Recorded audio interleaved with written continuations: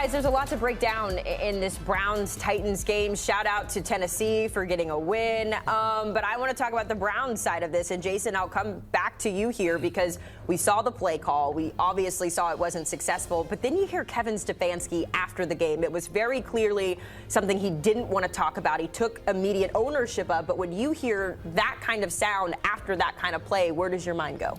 I just think it's very interesting to me. I think the antics surrounding Shedeur really, since he first got in the Cleveland Browns building until now, have been just weird, to be honest. From GMs not wanting to say the name, people not wanting to take ownership for the pick, not wanting to name his as a starter. Like, there's been some level of weirdness, shadiness, pettiness, behind the scenes, whatever going on when it comes to Shedeur there in general. And I think, to me, that is a distraction that's created by the organization and actually not by the player. And the organization should never be creating distractions from that standpoint.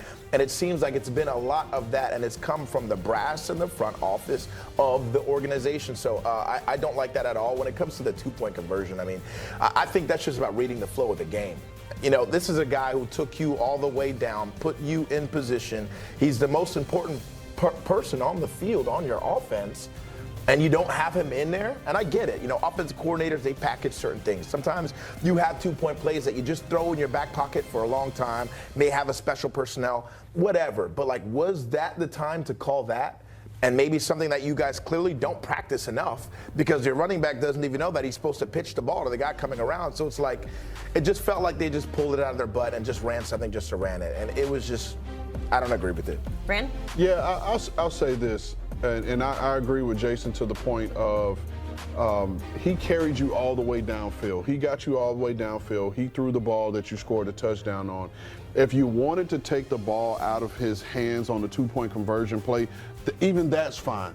But he should have been on the field. You have a defensive coordinator in Denard Wilson who studies film ad nauseum, and he understands. And one thing that Denard is really good at is game planning situationally. And so now you enter a gotta-have-it moment, two-point conversion to tie the football game, and you take your quarterback out. I don't care if it's Dylan Gabriel. I don't care if they brought Joe Flacco back and had him back there. You take your quarterback, your one threat to throw the football, you take him off the field, and you put in your running back to potentially pitch to your receiver and have them throw the ball. Because if you look at the setup of the play, the running back should have pitched it, and then they had the route concept going back the other way, which they also had an offensive lineman in the route concept as well. So that in and of itself is an issue. But the lead-in terms of Kevin Stefanski and the way he addressed it, I thought, I give him credit. He took ownership.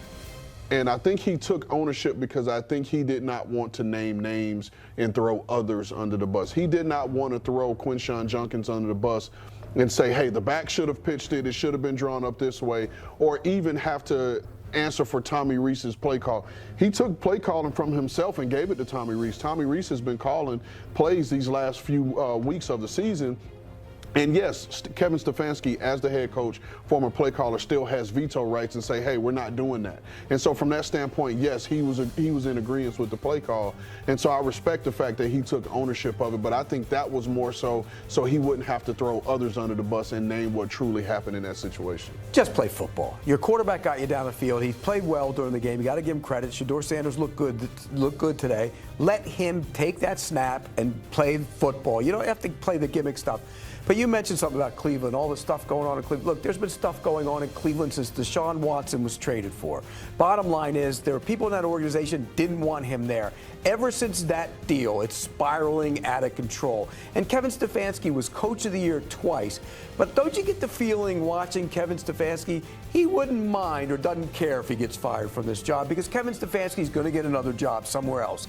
This organization is a mess, and they might need change. I mean, look, they might need new faces in front of the building. But right now, the bottom line is this organization's been a mess. And I go back to that trade, which was forced on them by ownership. of Deshaun Watson. Bottom line, they haven't been the same since. And Deshaun Watson looking to come back, not going to come back and play this year, but of course the if he ever plays for them, it'll be a miracle. With the way his contract is and everything else, it'll be a miracle. Just had to mention it. Let's talk about the Dolphins quickly because we are tight on time. They have now won 4 straight, but Pete, even more impressive, 3 of those 4 wins have come against the division. I know it's the Jets. I know Tyrod Taylor got hurt pretty early in this one, but still it's 4 wins for Mike McDaniel's crew. And it was in the cold. I mean, all we ever talk about Buried is the lead. Right. I mean, I'm the biggest critic of it. They don't win in the cold. Well, they went and won in the cold, and you got to give credit. Mike McDaniel's saving his job. I really believe that. And again, I've been one of those biggest critics of Mike McDaniel. But I think what he's done, he's saving his job for the next general manager to make a decision on him. And it's probably going to be a 1-year situation. He comes back. If he doesn't have a winning season next year, then he's probably out. I think he's done enough this year. They didn't want to fire him to begin with because the owner likes him, and I think he's done enough to keep his job. What have you liked about the Dolphins? Pete, I want whatever you're drinking, sipping, whatever. If you legitimately believe that McDaniels has saved his job. Oh, he saved his job. If not for the product on the field, but for the actual culture of the team that you've seen this year and the things that we've seen out in the media of players missing meetings, not going to player-only meetings, being late, this, that, and the third, being called out by their own quarterback who is supposed to be the leader, who shouldn't be going in the media. It's way too much of a circus. His job. Not only that, the accountability clearly isn't there. They clearly don't respect him. And I'm talking about as a man. We're talking about the NFL. Like, these are grown men. These are grown men. You got to be able to look guys in the face, in the eyes, and really believe with conviction what you're saying. I don't think that exists in that locker room right now, and those were my initial concerns the second he took this head coaching job. I thought he should have stayed in OC, stayed in his lane. I don't think he's a leader on that level of men in the NFL and the type of men that you have to lead. Whether I believe it or not is, you heard me. I don't believe. I make jokes all the time about how loose the ship is and everything, but I think the owner wants to keep him, and I think this little winning streak is going to keep him around. I mean, it's hard, and especially because we keep talking about the rest of the schedule and what the rest of the schedule looks like. And I feel like with the Dolphins, I mean, they go to Monday Night Football. They're going to take on the Steelers. They've got the beat-up Bucks, who we just talked about as well. They've got the Patriots that end the season, but ran to your point, like by that point, the Patriots might have everything packed up. So I think there's a world, and I think that they do rally around him as a coach personally. We'll have to wait and see in terms of who sticks around there. What do we think of Devon Achane before we go? I know we're kind of tight on time here, but Rand, my running back on set, I'll come to you. He got hurt. Mike said he could come back, but he's been pretty impressive this year. Oh, yeah, he's had a great year. And this is the perfect system for him. The outside zone play. Mike's going to be able to scheme these situations where all he has to do is be decisive, put his foot in the ground, and then use that elite speed to accelerate through those gaps. And he's done a great job of that, and he's been the explosiveness that this offense has needed. And then today, he went down, but he still had 7 carries for 92 yards at the point he went down.